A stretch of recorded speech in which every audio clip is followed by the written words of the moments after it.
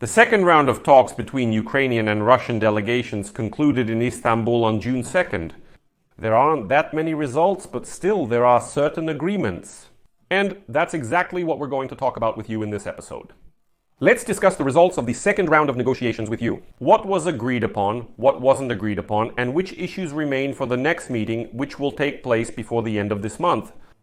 What do the Ukrainian and Russian memorandums on the ceasefire conceal, and what statements have already been made by the Ukrainian and Russian sides? Let's conclude from the second round of Istanbul negotiations. We'll keep it brief. My name is Aleksei Pechiy. Today is June 2nd. Before we begin, I ask you to subscribe to this channel, leave a like and write your comment under this episode. Also subscribe to my Telegram channel, Pechiy News. The link to it is in the description of this video. So Ukraine and Russia today, on June 2nd, held the second round of peace talks. The main thing they tried to agree on was the exchange of prisoners of war. The Minister of Defense of Ukraine and head of the Ukrainian delegation, Rustem Umerov, announced this after the negotiations. According to him, the sides also discussed the possibility of a ceasefire, but in fact their views on this ceasefire are completely different. The Ukrainian and Russian delegations also raised the issue of prisoner exchanges. Ukraine insisted on the release of all military prisoners and the return of all captured civilians. Ukrainian officials also demanded the immediate release of the students. As Umerov stated, they did eventually agree on exchanges. Medinsky confirmed this information a little later. And as Umerov says, the focus is on the seriously wounded and sick, as well as on young people up to 25 years old and the exchange of the bodies of the deceased. At the same time, another point of discussion was the possible meeting between the president of Ukraine, Volodymyr Zelensky, and the Russian dictator, Vladimir Putin.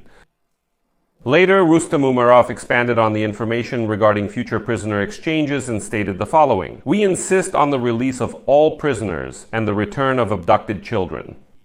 In the matter of releasing prisoners of war, we agreed to focus on specific categories rather than on numbers."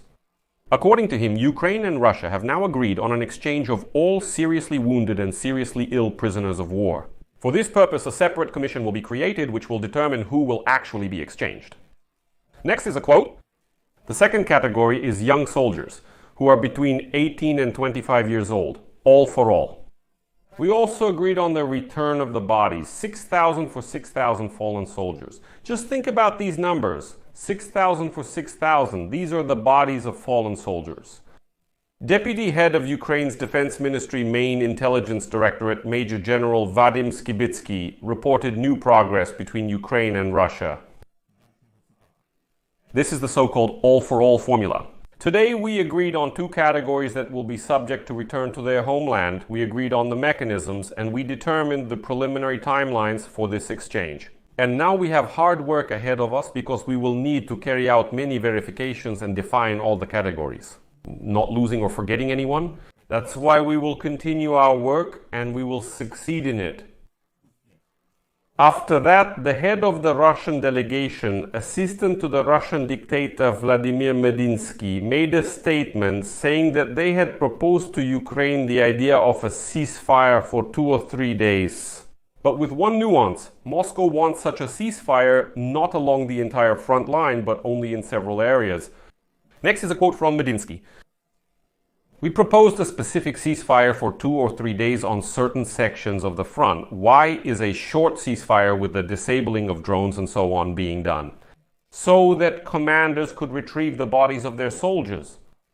According to the Russian official, the Ukrainian military supposedly promised to consider this issue.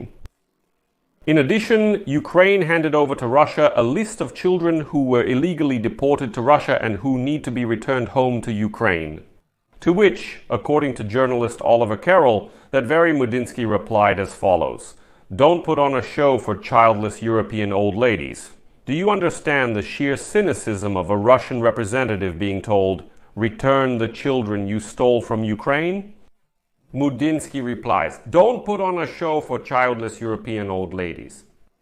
At this point, the concrete agreements of these negotiations end, and the stage of negotiations about future negotiations begins. Because today Rustem Umerov stated that Russia has still not responded to Ukraine's memorandum on a complete ceasefire.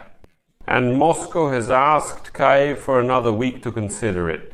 Let me remind you that Ukraine presented its memorandum on a ceasefire to the Russians at least a week ago. The Russians prolonged the process, unwilling to submit their memorandum. Only today they passed it to Ukraine through the Turkish side. The Kremlin claims it hasn't had time to review the Ukrainian memorandum despite its brevity. I recommend you subscribe to my Telegram channel, Pechiy News. Today I posted the full text and document of this memorandum that Ukraine handed over to Russia. You can read it yourself. It's in Ukrainian and English. Umerov reminded that Ukraine handed over its document to Russia, which talks about a possible ceasefire a couple of days ago at least. But there was no response from Moscow.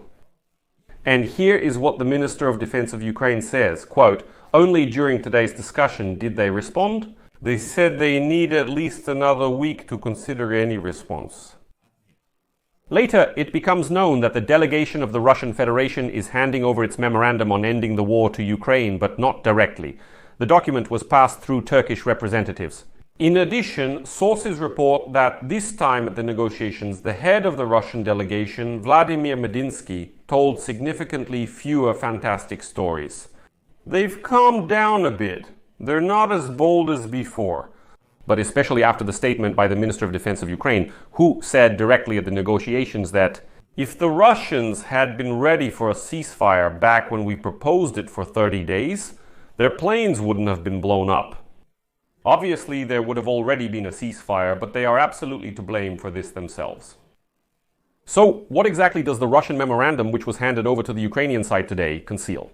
And so, the publication, citing its own sources, writes that during the negotiations in Istanbul, Russia handed over to Ukraine a peace memorandum which outlined its conditions for a ceasefire and a peace agreement.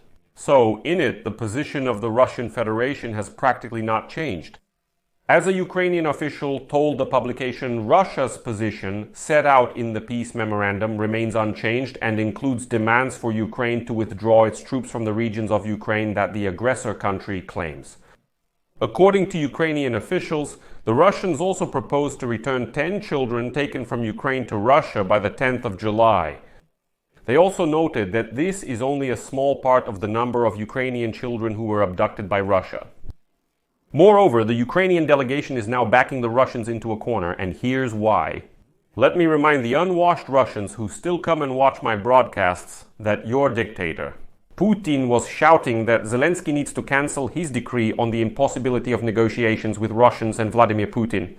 And then Vladimir Putin will definitely go to negotiations. Putin has been telling you this fairy tale for months.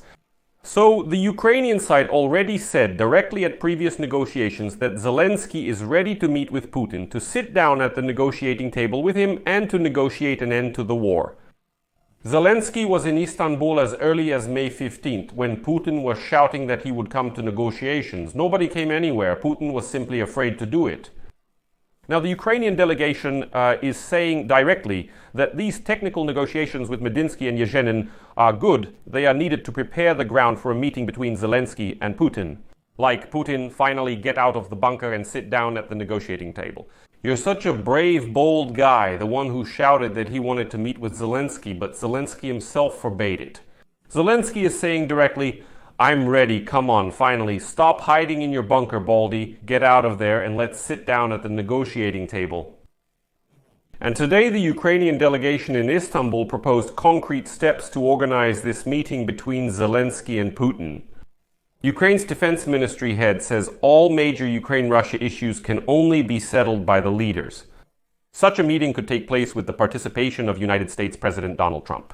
And, as Umerov says, we believe that further work between the delegations makes sense only if it is aimed at preparing a meeting of the leaders. We propose to the Russian side to hold a meeting before the end of this month, from the 20th to the 30th of June. This is very important for progress in the negotiation process. Looking ahead, I will say that in the Kremlin, of course, they are now coming up with a million reasons why Putin will not go anywhere or to any negotiations by the end of June. They boldly accused Ukraine and Zelensky, claiming we supposedly don't want to negotiate. Now we are simply, as they say, shouting from every iron that we are ready. Finally, let your plush dictator out. Let him finally come out into the light and start talking. Stop hiding in the Kremlin, the bunker in Novo Ogaryovo, or wherever he's hiding. We're saying it directly. Sit down at the negotiating table already and start talking. You're so brave, so where are you hiding now? But I'm sure that Russians will come into the comments and write a lot about how you don't understand who Zelensky is, that he's already illegitimate, and that Putin, Vladimir Vladimirovich, won't talk to him. Then why do you open your mouths when you shout that Zelensky should cancel something over there? I apologize for getting emotional. Let's return to the specifics. The thing is, Zelensky today, even when the negotiations were taking place in Istanbul, he was at the Bucharest 9 meeting. And there he stated that Western countries should put pressure on Russia if it turns the negotiations with Ukraine in Istanbul into just empty talk. If Russia turns the meeting in Istanbul into empty talk, then there should be a new level of pressure and new sanctions, and not just from Europe. Then he clarified that it is necessary to work on joint sanctions at the level of the G7, including with the United States of America and all other countries that want peace. By the way, the United States is not in a hurry to impose new sanctions against Russia, and United States Secretary of State Marco Rubio explained this by saying that in such a case, Moscow might allegedly refuse to negotiate. Simply put, they're now afraid of everything in the Kremlin, and accordingly they start to dodge and make things up.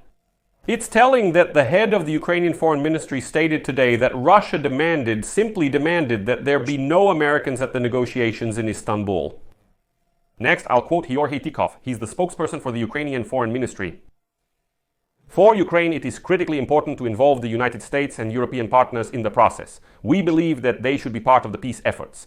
That's why this morning, First Deputy Minister Serhiy Kyslytsya and advisor to the head of the President's office, Alexander Bevs, met with representatives from the United Kingdom, Germany and Italy with whom they coordinated positions ahead of this meeting. According to Tikhov, at the first meeting in Istanbul in May, the Russians insisted that the Americans should not be present at the negotiations. Quote, "For us it's unclear why this is critical for them. In our opinion, the Americans should be present in the room, but the Russians insist that they should not be there. And what they are hiding, that's a question for them. I think we should ask them what they are afraid to show the Americans." Tiki noted that at this meeting, the Russians again demanded no United States representatives be present. That's why it's specifically the Turkish hosts who are present. In general, as you understand, the main outcome of these negotiations is the agreement on the exchange of prisoners of war and the exchange of the bodies of fallen soldiers. That's all for now. We're waiting for the next third round. It will take place, if it does, at the end of this month, and we'll see that the Russians will once again try to drag out the time. Despite the fact that Ukraine and the entire civilized world are saying, let your Putin out, let him come and sit down at the negotiating table, stop hiding behind all sorts of Medinskys, stop hiding behind them, let him come out already and sit down at the table. Otherwise, he just looks like a scared thug who can only yap like a little dog from behind a fence at everyone, but isn't able to come out and actually talk. So I'll leave it at that. Share your opinions and conclusions in the comments under this episode. I want to apologize right away for how emotionally charged this episode turned out, but it's just impossible to have any patience left while watching this circus. Subscribe to the channel, click the bell, and don't forget to like if you want to support the work of this channel.